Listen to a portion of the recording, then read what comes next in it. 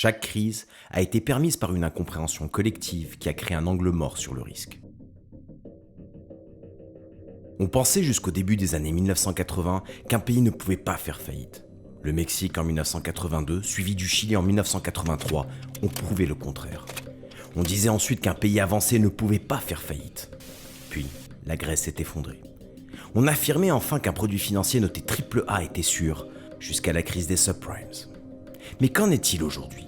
Quelle est notre incompréhension collective qui pourrait être la cause de la prochaine tempête financière ? La normalisation des politiques monétaires. Depuis 2007-2008, les politiques monétaires sont devenues ultra accommodantes. Le problème, c'est que la normalisation des politiques monétaires peut avoir des conséquences substantielles. Et si les banquiers centraux tardent à resserrer leurs politiques, ils contribueront à rendre la finance instable. La montée des populismes.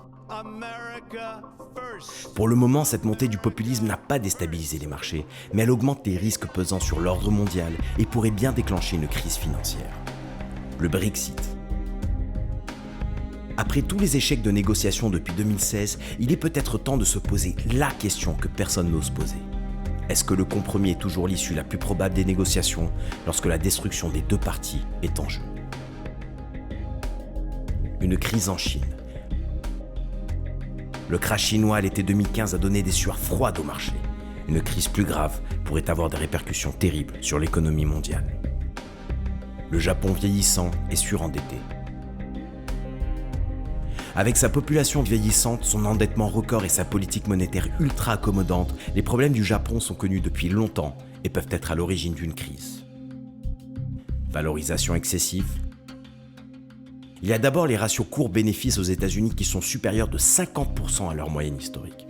À cela s'ajoute l'endettement clairement excessif sur de nombreux marchés émergents et dans certaines économies développées. Sans oublier l'immobilier commercial et résidentiel qui est beaucoup trop coûteux dans de nombreuses régions du monde. Les prêts étudiants, qui ne représentent pas moins de 1400 milliards de dollars rien qu'aux États-Unis en 2017, soit 6 fois plus qu'en 2004. Marge de relance réduite. Tout d'abord, il n'y a plus de QE possible à cause de bilans hypertrophiés.